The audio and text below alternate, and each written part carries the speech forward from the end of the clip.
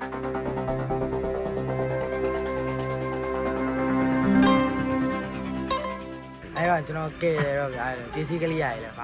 had no proper equipment for the rescue work, only hammers and chisels. On the first day, we rescued 3 people and then 4 people.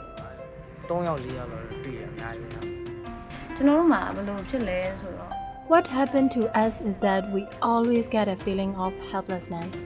Whenever something happened to the country, we feel devastated. The powerful earthquake that caused widespread death and destruction in central Myanmar on March 28th overwhelmed the capacity of community social welfare groups and their altruistic volunteers to respond effectively. Their efforts have been made even more challenging by an uncooperative, suspicious, and controlling military. The rescue and rehabilitation work has exacted a heavy emotional toll that has pushed some relief workers to the brink. Hello and welcome to Doh Athan, a podcast about human rights stories from Myanmar. It's brought to you by the Foundation Hirondelle. This episode is produced by Doh Athan journalists. Some names may have been changed to protect contributors.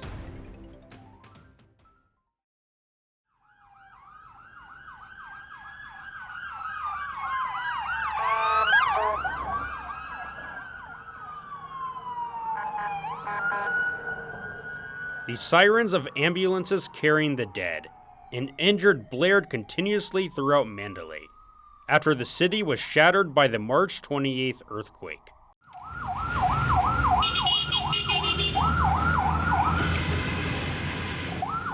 The ambulance you're hearing is operated by a civil rescue group, the White Rose Association, founded in 2019 by Go Min Min, who is in his 40s.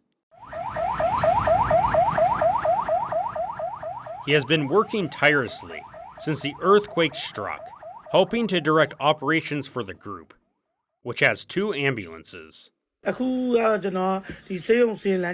ambulance will be heading to a hospital, and the other will be collecting bodies at the site of the collapsed Sky Villa condominium, and I will have to be on standby there. His grim daily job is to transport bodies pulled from the rubble of multi-story buildings to the crematorium at Mandalay's Down in Miao In Cemetery. Working under a scorching sun, while enclosed in protective clothing is uncomfortable work, but it has to be done. Go Min Min's gruesome task of collecting bodies, many of which have started to decompose, has affected his appetite. I can't eat meat at the moment. I wear a mask that filters the air, but it doesn't block the smell of the bodies. Even when I'm eating fried rice, I can smell that smell. Since the earthquake, it's been difficult to sleep. I have children, but I don't want to go home to sleep, so I stay at the association's office. When it distributes boxes of rice for the needy, I join the queue. If there's meat in the meals, I don't eat it all.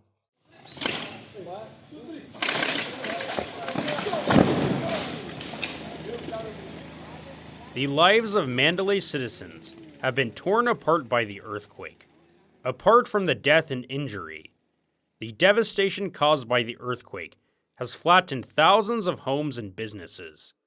Go Min Min's family escaped unscathed, but the eyewear shop he ran that supported the family was leveled. The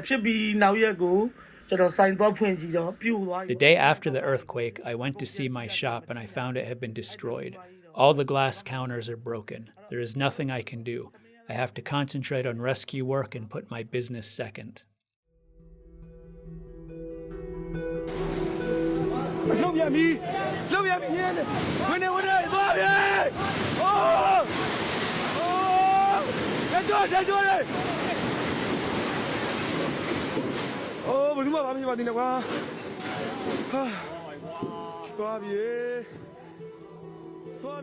The catastrophic 7.7 magnitude earthquake had its epicenter under Sagaing, across the Irrawaddy River from Mandalay. It left Mandalay, Sagaing, and other urban areas in ruins in a matter of minutes.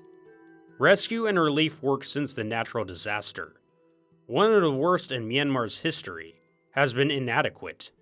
Community rescue teams do not have enough equipment, human resources, or the expertise to respond to a natural disaster of the scale of the March 28th earthquake.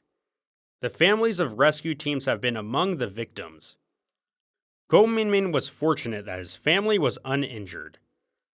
However, Go Min Kant, a 15-year member of a branch in Mandalay City's Doh Township of Myanmar's Fire Services Department, lost 6 family members when the house in which they lived was destroyed.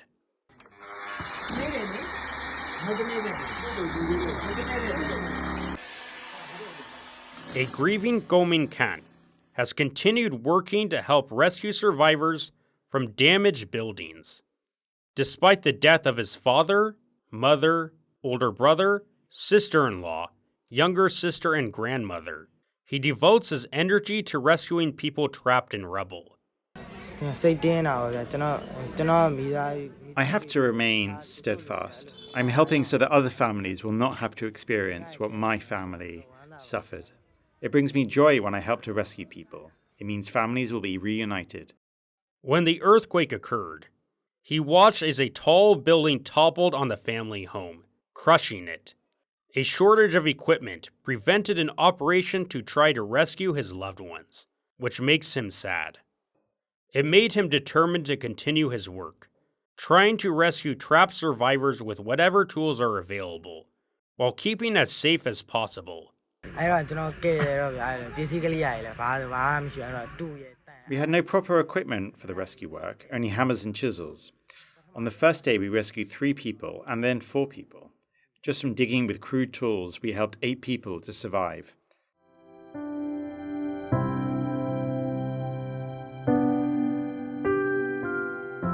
Go Min Kant said rescue work has helped him to deal with his grief.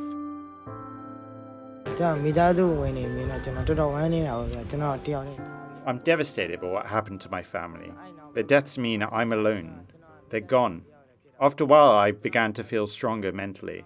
As a member of the Mandalay Fire Force, I don't think about my family all the time, but I'm doing rescue work for the community. Dr. Aaron leads the Mind Healer group that is providing counseling to rescue workers and survivors. Rescue workers might not be aware of how badly they have been traumatized, he said.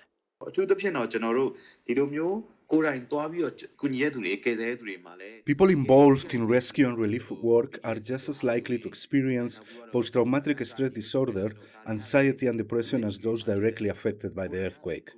The symptoms might not be immediate, but later they might have trouble sleeping or exhibit negative behaviors such as becoming addicted to alcohol or drugs or smoke heavily. Some might be in denial about their feelings because of what's called emotional suppression. They are telling themselves to ignore their feelings because it is more important to focus on helping others. The emotions they have suppressed might emerge later and make them more emotional than others who have recovered.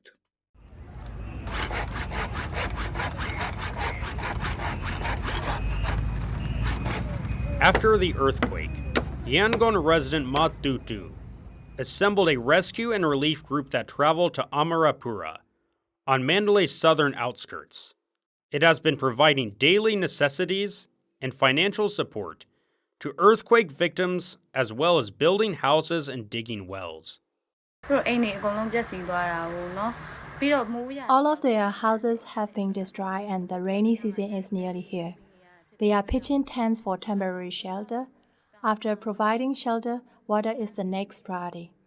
The wells have been dried up and they need water.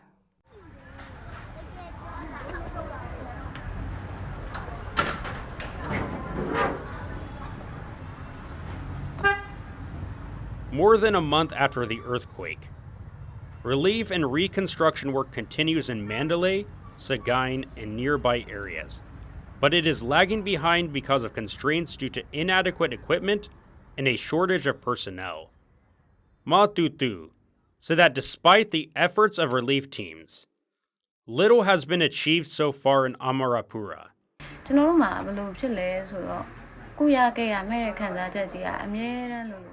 What happened to us is that we always get a feeling of helplessness.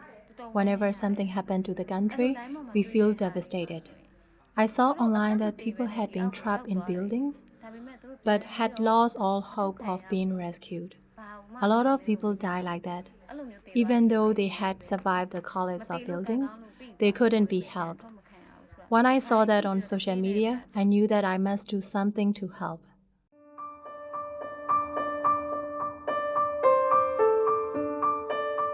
A natural disaster like the March 28th earthquake should have resulted in an effective, comprehensive response from the regime. But it failed to provide the help that the people desperately needed and obstructed the efforts of social charity groups to provide assistance. As of May 5th, according to figures released by the regime, the earthquake had killed 3,787 people, injured 5,106, and left 88 missing, though the real toll is likely to be higher.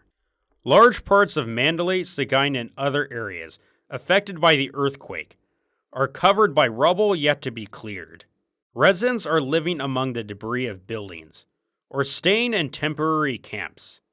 Aftershocks that continued to the end of April made those who survived the earthquake anxious and apprehensive. For many, witnessing the plight of survivors living in precarious circumstances is a cause of sadness.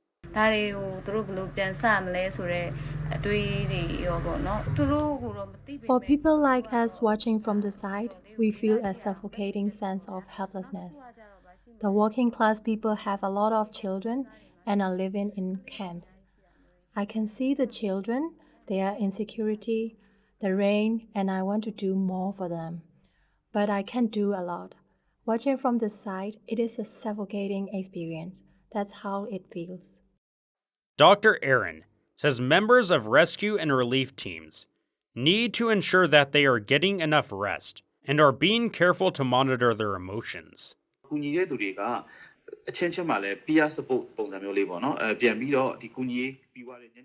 Relief workers have peer support for each other. After helping during the day, at night they need to open up with each other, listen, and give support. Self-care is also important. This is because after the volunteers have finished their work, the trauma can pile up like trash after a while and they won't know how to dispose of it. There are things they can do to help, such as attending mindfulness sessions, doing yoga, or drawing. When they need it, they can have counseling with a mental health counselor or a psychologist. The most important thing is rest. There needs to be a balance between the time they devote to relief work and the time they give themselves to rest.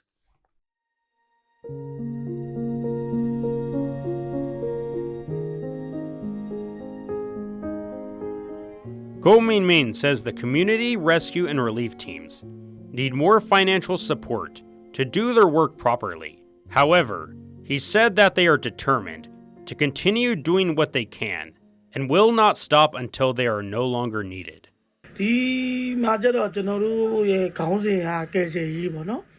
I am the leader of our group, so I cannot rest. I want to participate and help as much as I can.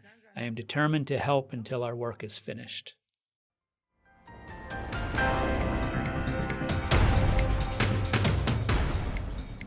Thanks for listening to this edition of Doh Athan. We would welcome your feedback on social media, and please follow or subscribe to our pages. This project on human rights reporting is supported by the Foundation Hirondelle with the help of our donors. You can listen to our podcast via the Doh Athan Facebook page. They can also be found on SoundCloud, YouTube, iTunes, Spotify, Telegram, and Instagram. Please tune in again for our next episode.